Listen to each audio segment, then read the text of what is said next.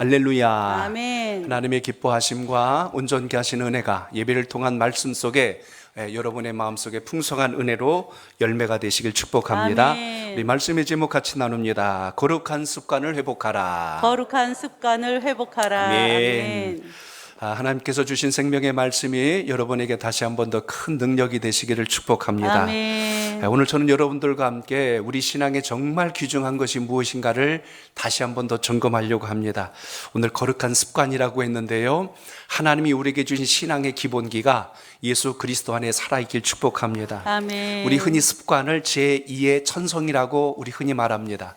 또 같은 행동이 3,000번 이상 반복되면 그것이 습관이 된다는 말도 있고요, 우리 옛말에 3살 버릇이 80까지 간다라는 말도 있습니다. 좋은 습관은 우리의 인생의 좋은 동반자가 되지만 나쁜 습관은 우리 인생의 발목을 잡는 아주 무서운 걸림돌이 될 때가 있습니다. 운동선수들이 슬럼프가 오면요, 다른 것 하지 않고 기본기로 돌아갑니다. 전에 했던 가장 기초적인 것부터, 달리기부터 시작하고 기초 체력부터 다져서 다시 자기의 모든 컨디션을 최상으로 업그레이드 시킬 수 있도록 준비를 하지요. 우리의 인생도 똑같고요, 신앙도 마찬가지입니다. 하나님께서 주신 믿음의 본질을 잘 붙들어서 시대가 혼란하고 세대가 혼탁할지라도 쓰러지지 않는 신앙이 되시길 축복합니다. 아멘. 다니엘을 보십시오. 시대적 격동기에 믿음을 잃지 않고 어쩌면 이렇게 한결같이 그 어렸던 20세가 되기 전에 바벨론 땅으로 포로로 끌려왔던 그가 이제 메데바사, 바로 이 바사 제국을 통해서도 그가 더 하나님 앞에 강하게 쓰임받는 것을 본다면 다니엘이 놓치지 않은 게 뭐냐면 바로 신앙의 기본기가 튼튼했던 하나님의 사람이었다는 것을 여러분 기억하시길 바랍니다. 아멘. 거룩한 습관이라고 하는 것은 예배로부터 출발합니다. 예배가 살아있어야 되고요, 아멘. 기도 생활이 무너지지 않길 바랍니다. 아멘. 그리고 주님 앞에서 여러분에게 주신 직분과 사명 아름답게 잘 감당할 수 있기를 축복합니다. 아멘.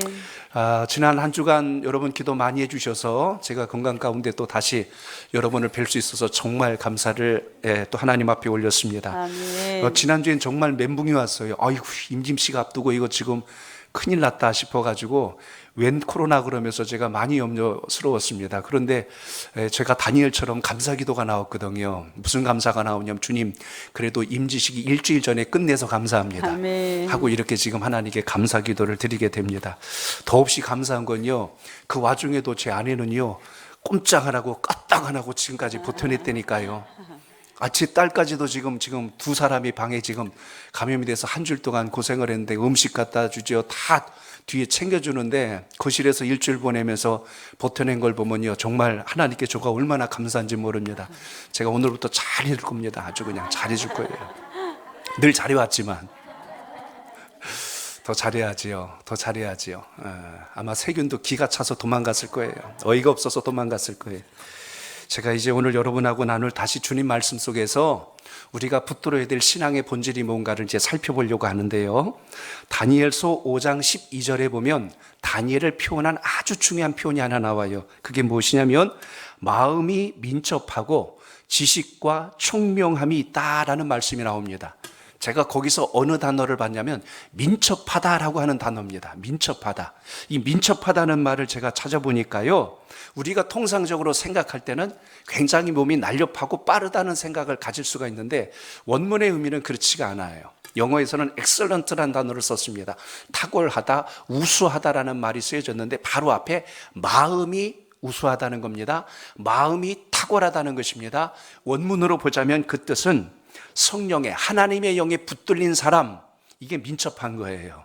여러분 신앙할 때 하나님의 영에 붙들리시길 축복합니다. 아멘. 그래야 주의 뜻을 분별하고 믿음에 흔들리지 않을 수 있다는 사실이에요. 아멘. 주님께 붙들려 있지 않으면 교회를 아무리 오래 다니고 신앙의 경력이 쌓였다 할지라도 위기가 오고 환란이 오면 지체 없이 쓰러질 수밖에 없는 게 우리 인생입니다. 그래서 하나님의 영에 붙들림 받아야 하나님이 뭘 기뻐하시고 뭘 원하시는지를 발견하게 되는 겁니다. 사람이 누군가를 사랑하고 좋아하면 상대방이 뭘 원하고 필요로 하는지 민감해지잖아요. 사랑한다고 하는데 상대방이 원하는 거 해주지도 않고 그 기대하는 게 뭔지도 눈치도 못 채고 앉았다면 그건 사랑하는 거 아니죠. 살아가면 계속 신경이 거기가 있잖아요. 뭘 해주면 좋아할까, 뭘 해주면 기뻐할까, 막 그 마음에 설렘이 있지 않습니까? 마찬가지로 우리가 주님을 사랑한다는 것은 은혜에 민감해야 되고 성령의 충만함이 흔들리지 않을 때 비로소 하나님의 뜻을 잘 분별할 수 있다는 것을 오늘도 기억하시길 바랍니다. 아멘. 다니엘이 그랬다는 거예요. 아멘. 그래서 다니엘은 어떤 상황이 와도 환경에 따라서 신앙이 흔들리지 않았고 요동하지 않는 중심을 붙들 수 있었다는 사실을 여기서 우리가 주목합니다. 아, 그렇구나. 이제 여러분 오늘 한 단어를 붙드세요. 민첩하다. 아, 내가 주님께 붙들리고 성령에 사로잡힌 자가 되게 하옵소서. 아멘. 이렇게 늘 기도할 수 있기를 축복합니다. 아멘. 자, 저를 한번 따라합니다. 하나님을 향한 신앙은 하나님을 향한 신앙은 한결같아야 합니다. 한결같아야 합니다. 오늘 네. 10절 말씀을 좀 읽어볼까요? 10절입니다. 시작. 다니엘이 이 조서에 왕의 도장이 찍힌 것을 알고도 자기 집에 돌아가서는 윗방에 올라가 예루살렘으로 향한 창문을 열고 전에 하던 대로 하루 3번씩 무릎을 꿇고 기도하며 그의 하나님께 감사하였더라. 아멘. 오늘 10절에서 우리가 세 부분을 주목해 봅니다. 하나는 조소에 왕이 내린 명령서에 왕의 직인이 찍힌 것을 알았다 그랬습니다. 그 명령에는 무슨 명령이 있었습니까? 왕 외에 다른 곳에 30일 동안 앞으로 절하는 자가 있다면 그를 사자굴에 넣는다는 명령이었죠. 그런데 거기 말씀해 보니까 또 하나가 있습니다. 그건 뭐라고 했냐면 전에 하던 대로라는 말이 나와요. 한번 따라합니다. 전에 하던 대로. 전에 하던 대로.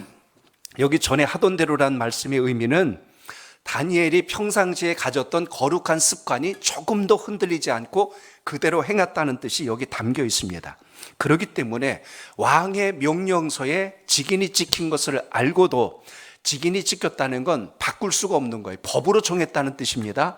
그리고 전에 하던 대로라는 것은 다니엘이 평상시 하고 있던 그 습관에 관한 이야기고, 그런데 그 기도 내용이 뭐였냐면 하나님 저 어떻게 해요 하고 두려워 떨면서 소원한 게 아니라 감사의 기도였더라라고 오늘 이렇게 말씀하고 있습니다. 아멘.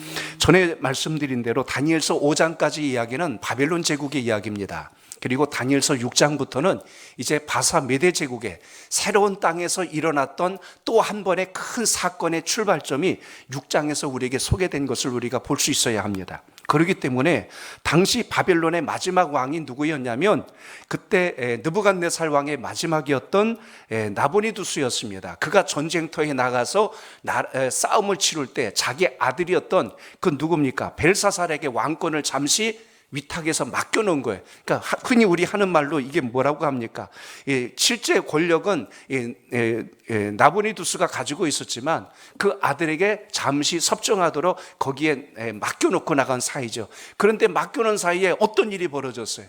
술에 취하여서 잔치를 벌이고 향락에 도취되어 있을 때 그때 이제 어디와 전쟁이 벌어진 거예요. 오늘 여기 보시면 이제 바로 지난 우리가 5장 마지막 부분에서 봤던 것처럼 오늘 벨사살이 죽임을 당하고 메대 사람 바로 다리오가 나라를 거머쥐었다라고 소개가 되어 있습니다. 그래서 제가 강조드렸던 말씀이 뭐예요?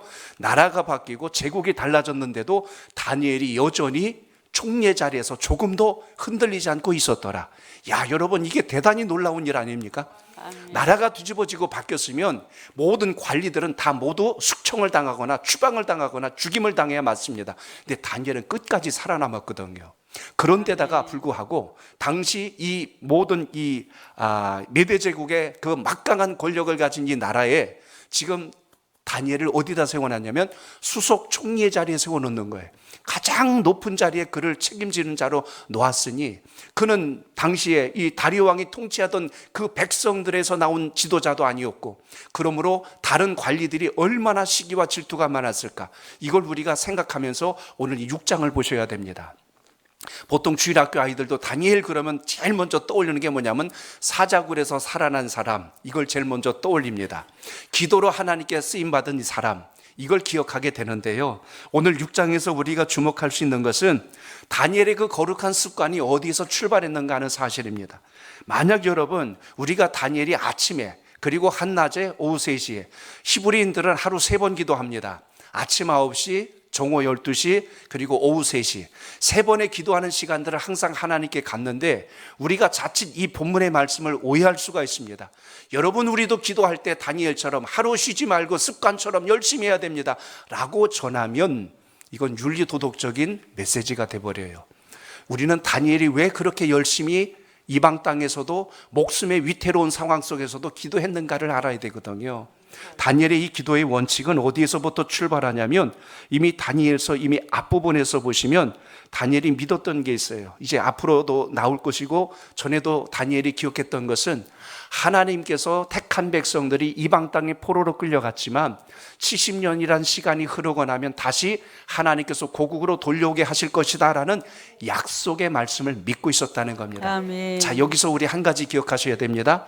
다니엘이 이렇게 민첩함을 가지고 늘 기도하며 자기 인생의 위기가 왔을 때도 흔들리지 않을 수 있었던 이유는 그가 성실해서라기보다는 하나님의 말씀에 대한 믿음이 확실하고 분명했다는 것을 여러분 기억하시길 바랍니다. 아멘. 믿음이 흔들리지 않으니까 위기가 와도 어려움이 와도 그것과 타협하지 않는 거예요. 내 의지나 뚝심 가지고 신앙하면 위기가 오면 타협합니다. 환경 보고 눈치 보고 자꾸 자기의 신앙이 뒤집어져요. 근데 다니엘이 어쩌면 이렇게 변하지 않을 수 있을까? 하나님의 약속에 대한 신뢰입니다.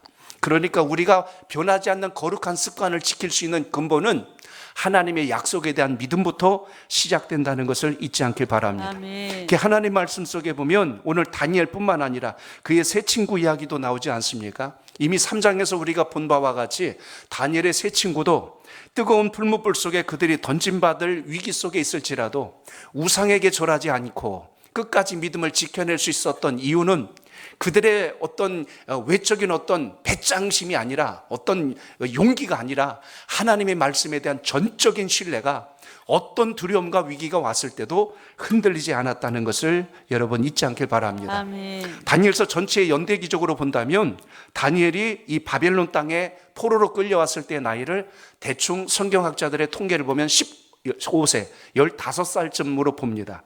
그리고 오늘 여기 지금 본문에 등장하고 있는 이 다리오 왕 시대 때 그때 다니엘의 나이는 약 80세 정도 되었을 때입니다. 그러니까 그 상당한 시간 동안 어쩌면 그렇게 한결같이 믿음이 흔들리지 않을 수 있었을까 하는 이 부분을 주목해 본다면 우리의 예배든 기도든 봉사든 섬김이든 하나님께서 주신 약속의 말씀에 대한 확고한 신뢰가 우리를 일으킨다는 것을 오늘도 기억하시길 바랍니다. 아멘. 오늘 여러분들에게 그 신앙과 믿음이 있기를 축복합니다. 아멘. 신앙은 세월과 어떤 상황에 어떤 변동이 온다 할지라도 복음에 대한 본질을 놓치지 않을 때 하나님께서 강력하게 들어 쓰신다는 것을 오늘 이 다니엘서를 통하여 잊지 않길 바랍니다. 아멘. 사실 다니엘서의 모든 핵심적인 스토리는 6장에서 끝납니다. 그리고 이제 7장부터는 다니엘이 기도 중에 보았던 환상의 이야기 그리고 미래에 일어날 수 있는 마치 제2의 요한계시록이라고 할 만큼 하나님이 섭리하실 것을 환상 가운데 본 이야기가 이제 7장부터 마지막 장까지 전개되는데요. 오늘 이 6장에서 우리가 주목할 것은 다니엘의 한결같은 신앙이라는 것입니다. 나무를 보시면 여러분 결이라는 게 있어요. 그래서 나무도 대패질을 할 때는 결 방향으로 해야 곱게 나옵니다. 반대로 대패질을 하면 아마 보신 분들 계실 거예요. 그 나무가 다 일어나가지고 나무 못 쓰게 돼버립니다. 결이 같아야 되거든요. 한결같다는 의미가 바로 그겁니다. 신앙이 한결같아야지 이게 반대로 돼버리면 하나님의 뜻에 불순종하여서 복을 담을 수 있는 그릇이 될 수가 없습니다. 한결같이 다니엘은 진실했고 한결같이 흔들리지 않았고 그의 믿음이 굳건하였기에 성경은 다니엘을 지칭할 때 그는 마음이 민첩하고 지식과 총명함이 탁월했다고 기록하고 있습니다. 오늘 그 믿음이 여러분 속에 살아있길 축복합니다. 아멘. 그래서 다니엘이 전에 하던 대로라는 것은 하나님께서 주신 약속의 말씀을 믿고 늘 그 자리에 섰을 때 일어난 결과지 그게 어떤 다니엘이 성격적으로 성실하고 인내심이 대단해서라는 관점에서 보면은 이건 신앙에 대한 좀 다른 부분을 보게 됩니다. 그래서 오늘 여러분 오늘 주님 안에서 이 한결같은 믿음이 여러분 속에 있길 바랍니다. 아멘. 신앙도 그렇죠. 우리 자녀들 공부는 안 그럴까요? 운동하는 선수들은 안 그렇습니까? 어느 날 갑자기 대스타가 되는 게 아닙니다. 위대한 프로 선수들이 되는 것이 아니라 끝없는 연습량이 그러한 훌륭한 선수들을 만들어내듯이 신앙도 하나님에 대한 약속에 대해서 흔들리지 않을 때 진정한 축복이 여러분 삶 속에 있던 것을 기억하시길 바랍니다. 아멘. 그러므로 주님 말씀 속에서 기억하십시오.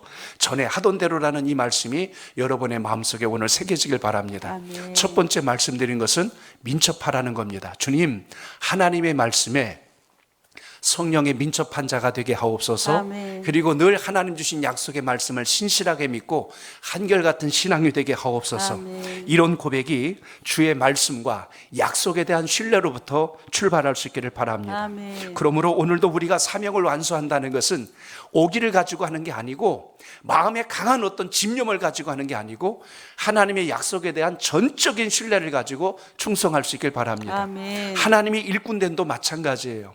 하나님이 주의전에 일꾼을 세우시는 이유는 몸된 주의전을 세울 때 하나님이 일꾼들을 통하여서 복의 문을 여시고 그들을 통하여 하나님의 나라를 더 아름답게 세우며 확장시킬 수 있도록 은혜를 입혀주셨다는 것을 항상 기억하시길 바랍니다. 그러니까 복을 담을 수 있는 그릇이 되어야 한다는 거죠.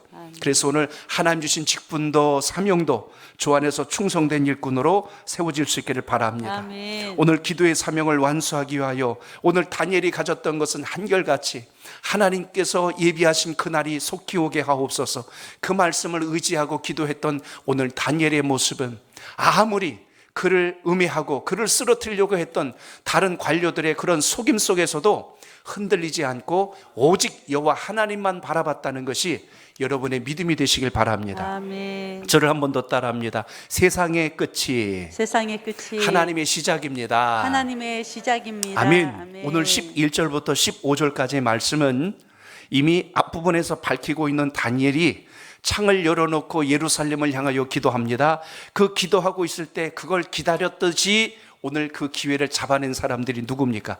다니엘의 정적들이에요. 야, 다니엘이 언제나 좀 실수할까? 저 다니엘이 언제나 좀 허점을 보일까? 언제 왕명을 어길까를 가만히 주시하고 있었다가 여전히 똑같이 창문을 열고 기도하자 이때가 기회다 하고 박수를 치며 신이 나서 그걸 바로 고발해버리는 바로 그 관리들의 이야기가 나옵니다. 총리와 지방 장관들이 다니엘을 고발합니다. 다리오 왕에게 가서 이야기하는 거예요. 왕이요, 전에 우리가 탄원하였던 바로 그 이야기를 오늘 이제 집행하여야 되겠나이다. 다니엘이 왕명을 어기고 예루살렘을 향하여 그가 믿는 신을 향하여 기도를 하였사오니 그를 즉시 사자굴에 넣어야 하겠습니다 라고 이렇게 탄원한 거예요. 근데 왕이 그 말을 듣고 그런 괘씸한 놈이 있어라고 이렇게 표현하지 않지 않습니까? 오늘 말씀에 보면 참 의외의 상황이 벌어져요. 다리오 왕이 그 소식을 듣고 심각해집니다. 밤잠을 못 자고요, 심지어 금식기도도 해요.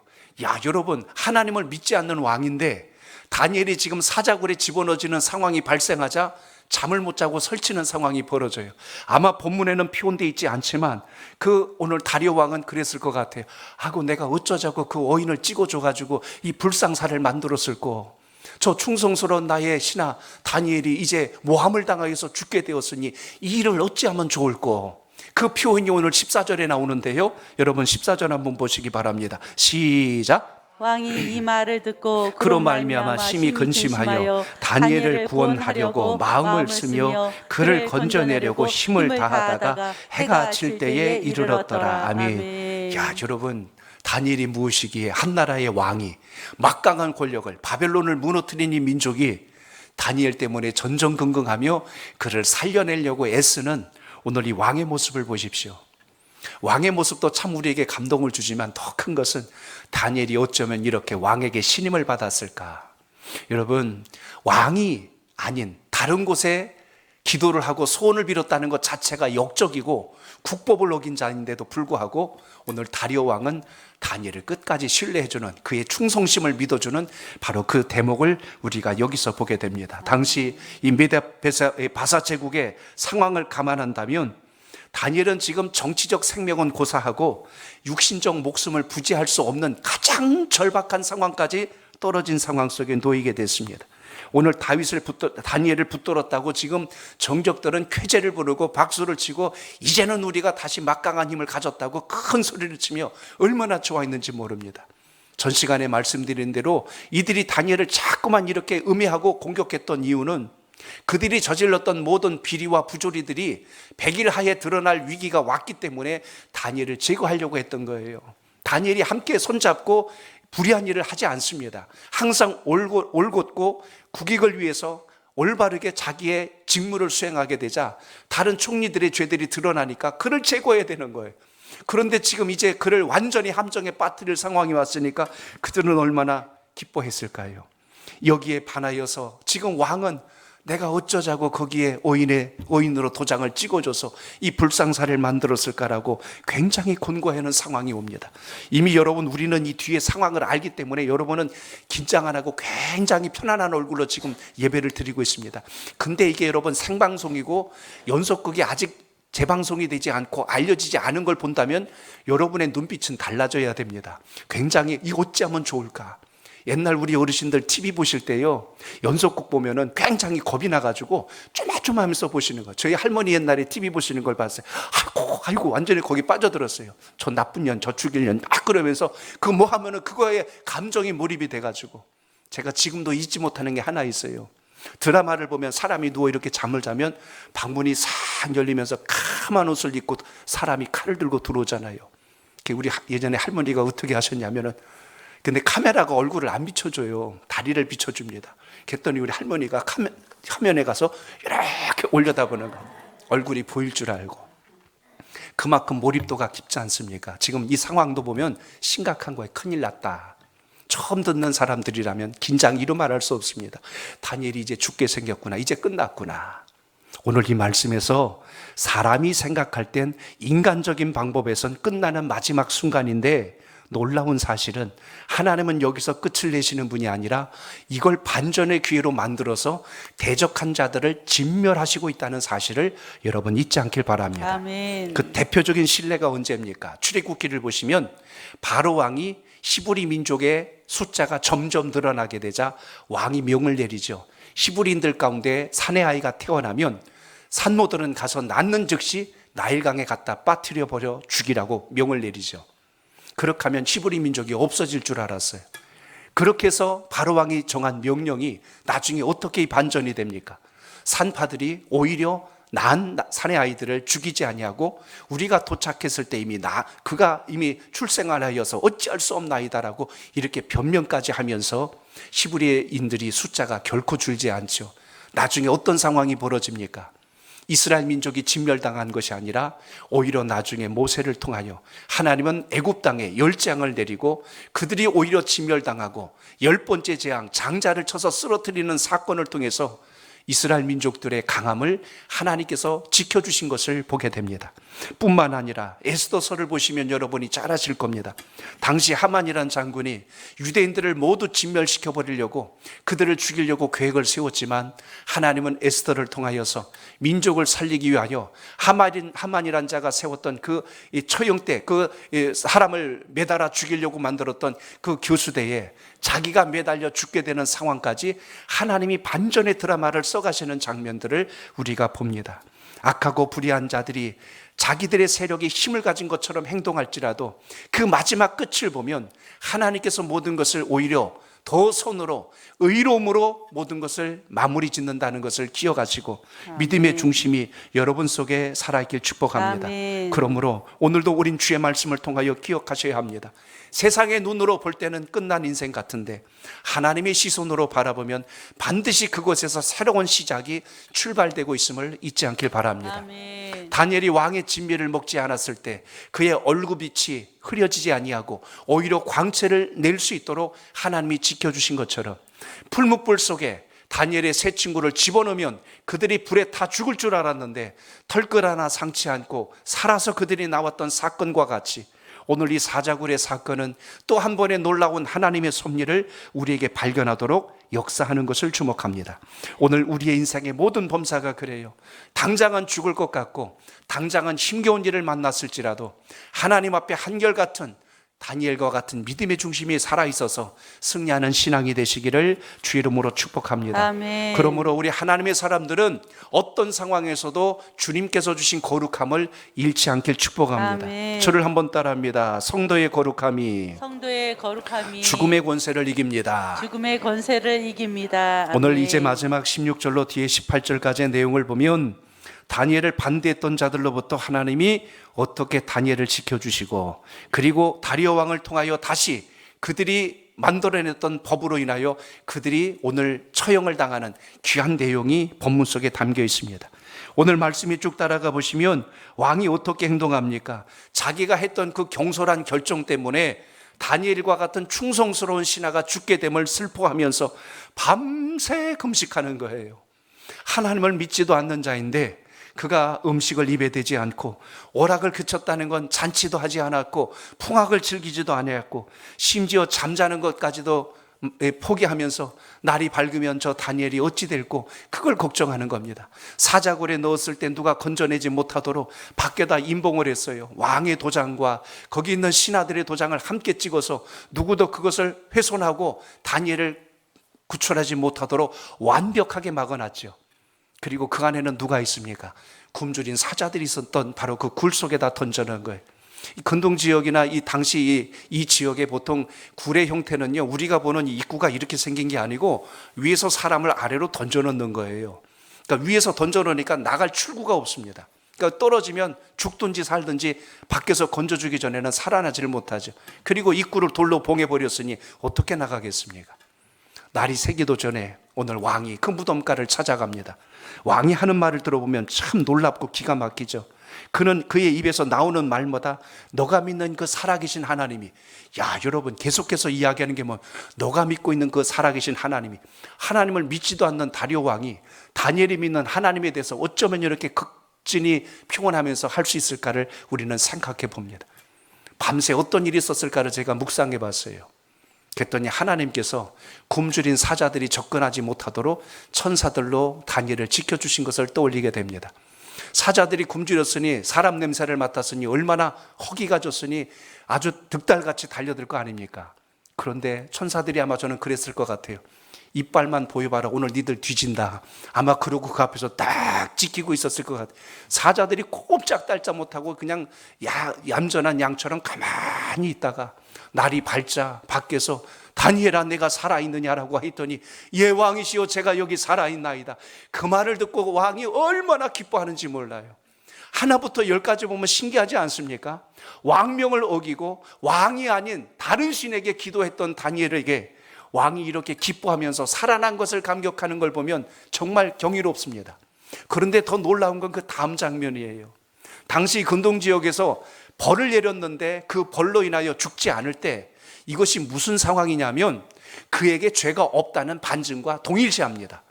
그러니까 오늘 본문에도 다니엘이 그 고백을 하고 있는 것을 우리가 주목해 보셔야 됩니다. 여러분 22절을 보세요. 22절 시작. 이미 그의 천사를 보내어 사자들의 입을 봉하셨으므로 사자들이 나를 상해하지 못하였사오니 이는 나의 무죄함이 그 앞에 명백함이 오며 또 왕이여 나는 왕에게도 해를 끼치지 아니하였나이다 하니라. 아멘. 요 대목입니다. 바로 여기 보면 나의 무죄함이 그들 앞에서 명백하게 드러났습니다. 아멘. 내가 오늘 여기 들어와서 죄로 들어왔다면 저 사자들이 나를 삼켜버렸을 겁니다. 그런데 제가 오늘 이렇게 무사한 이유는 죄가 없다는 증거입니다 하고 이렇게 이야기합니다. 왕은 즉시 다니엘을 거기서 건져내주고 그를 모함했던 모든 자들을 어떻게 해요? 그 자리에 함께했던 사람들과 다 집어넣죠. 놀라운 것은 오늘 본문에 이렇게 기록됩니다. 그들이 그 사자굴의 땅에 닿기도 전에라고 나와 있어요. 사자들이 그들의 뼈를 분질러 버렸다고. 그러니까 사실 이 사자들은 굶주린 사자들이에요. 아마 이 당시에 이 다른 이 총리들과 이 다른 이 관리들이 다니엘을 단번에 끝장내려고 수작을 다 부려놨을 겁니다.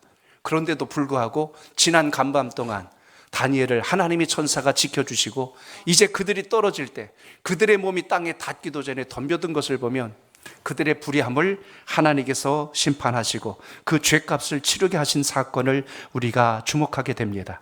사랑하는 성도 여러분, 우리 인생은 누구나 할 것 없이 이 땅에 죽음이라는 것을 맞을 날이 옵니다. 그 죽음을 비켜갈 인생은 이 땅에 한 사람도 없습니다. 그러한 점에서 우리 모두도 똑같이 죽음 앞에 공평합니다. 그러나 어떻게 우리가 이 땅에서 살아가느냐는 정말 중요합니다. 다니엘과 같은 신앙과 그 믿음이 우리 속에 오늘도 살아있길 축복합니다. 이 다니엘서가 우리에게 귀한 이유가 바로 여기에 있어요. 하나님을 향한 한결같은 그 믿음이 자기의 인생과 육신의 생명의 위협이 올지라도 전에 하던 대로 변하지 않고 한결같은 기도의 모습을 놓치지 않고 감사의 신앙을 잃지 않았기에 하나님은 마침내 그를 존귀한 자로 들어 세워주신 사건을 기억하시길 축복합니다. 아멘. 그러므로 오늘 다니엘을 지켜주신 하나님은 오늘 이 땅에서도 우리의 신앙과 믿음을 지키시는 분임을 잊지 마시고 아멘. 그 믿음이 여러분 속에 살아있기를 축복합니다. 아멘. 그래서 오늘 본문에 보면 다리오 왕이 오늘 다니엘이 믿고 있는 그 하나님을 찬양하는 장면이 곳곳에 등장하는 것을 보게 됩니다. 제가 이제 오늘 이 부분을 조명하면서 오늘 말씀의 마지막을 마무리 지려고 합니다. 자, 여러분 20절을 다시 읽어보겠습니다. 20절 시작. 다니엘이 든 굴에 가까이 이르러서 슬피 소리질러 다니엘에게 묻되 살아계시는 하나님의 종 다니엘아, 내가 항상 섬기는 내 하나님이 사자에게서 능히 너를 구원하셨느냐 하니라.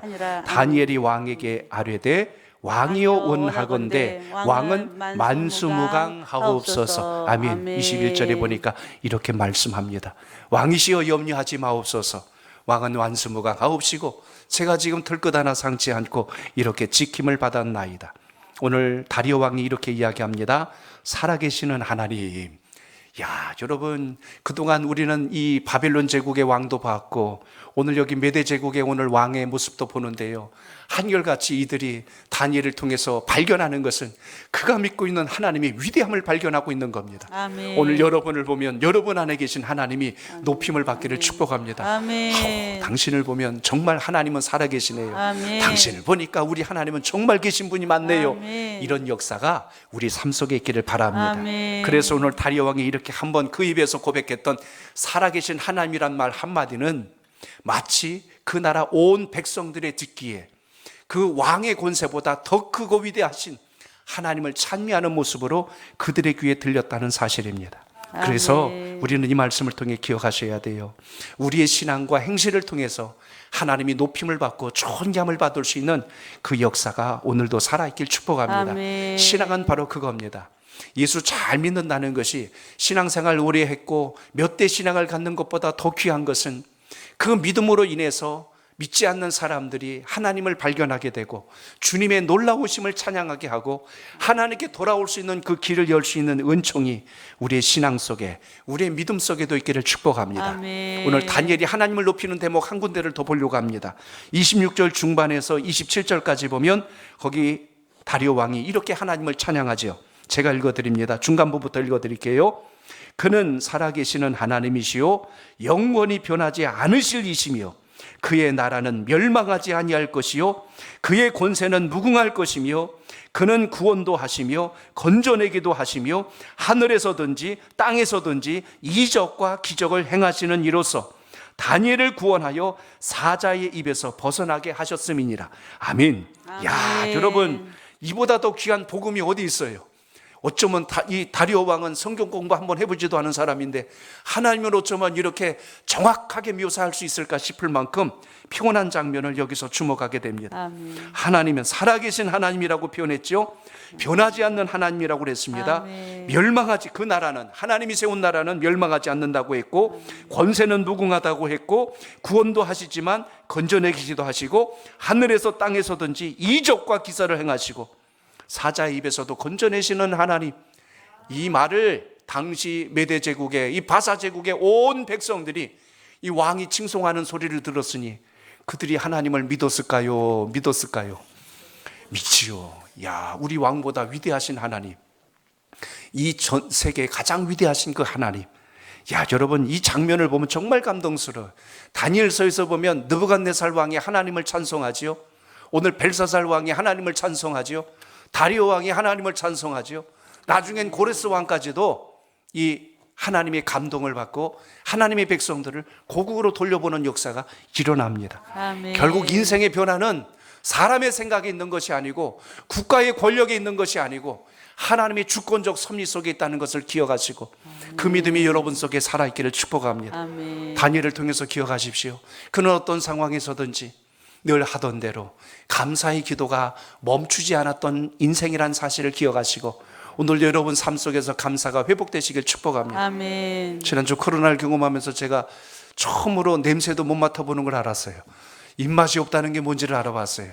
야, 이게 이런 거구나. 근데 오늘 제 강단에 섰는데 이 백합 향기가 얼마나 진동하는데 냄새 맡는 게 이렇게 좋은 거예요. 이렇게 좋은 거예요. 음식을 먹을 때 입맛이 나는 게 이렇게 귀한 거로구나. 여러분, 하나님이 우리에게 감각을 주셨다는 것을 귀하게 여기시길 축복합니다. 아멘. 영적인 감각도 그래서 귀한 거예요. 여러분, 민첩하고 하나님 말씀에 붙들리면 하나님 주시는 영적인 사인들에 민감하게 반응할 수 있다는 것입니다. 아멘. 오늘 그 신앙과 믿음이 여러분 속에 살아있기를 축복합니다. 아멘. 이제 말씀의 결론 맺습니다. 오늘 28절 끝으로 한 절만 읽습니다. 시작. 이 다니엘이 다리오 왕의 시대와 바사 사람 고레스 왕의 시대에 형통하였더라. 아멘. 자, 여기 형통이라는 단어가 또 나옵니다. 제가 형통이라는 말을 여러분과 말씀을 나눴을 거예요. 다니엘의 인생을 보면 누가 감히 형통하다고 말할까요? 우리가 통상적으로 생각하는 형통은 시온의 대로처럼 레드카펫을 다 깔아놓고 이 경부고속도로를 타고 달리듯이 신호등도 없이 끝없이 달려갈 수 있는 그 길이라면 우린 형통이라고 말할 수 있을 것 같습니다. 그런데 다니엘의 인생을 보면 어려서부터 바벨론 땅에 포로로 끌려왔죠. 환관이 되었죠. 요즘으로 하면 내시가 된 겁니다. 가정을 이룰 수 있는 인생도 아니죠. 심지어 그를 모함하고 음해하는 자들로 인하여 죽을 고비를 수도 없이 넘겼죠. 누가 다니엘을 보고 과연 형통이라고 할까요? 그런데 세상에서 말하는 형통과 오늘 이 다니엘서에서 말하고 있는 형통이 근본적으로 다르다는 사실을 우리는 여기서 발견하게 됩니다. 그 이유가 뭘까요? 다니엘의 형통함은 어떤 최악의 상황 속에서도 하나님께서 그 인생을 보호해 주실 뿐만 아니라 그를 높여주시고 존귀하게 해주신다는 사실을 여러분 말씀 속에서 기억하시고 그 안에서 형통의 답을 찾기를 축복합니다. 여러분 삶 속에 시련이 올 수 있고 환난이 올 수 있고 어려움과 역경이 올 수 있습니다. 그러나 그 상황 속에서도 우리 하나님은 여전히 일하시며 우리에게 길을 내주시고 우리를 보호하실 뿐만 아니라 사람을 붙여주시고 물건을 붙여주시고 생명을 보존해 주시고 아버지의 영광을 이루신다는 것을 잊지 마시고 그 은혜 안에 거할 수 있는 믿음의 고백이 여러분의 신앙적 결단이 되시길 축복합니다. 아멘. 오늘 주님 말씀 통해서 기억하십시오. 다니엘을 통해서 기억하십시오. 확실한 형통은 예수 그리스도 안에서 말씀 안에 거하는 자에게 주시는 은혜라는 사실을 기억하셔서 오늘 예배를 드리신 여러분의 인생과 삶 속에 이 복이 함께 하시기를 주의 이름으로 축복합니다. 아멘.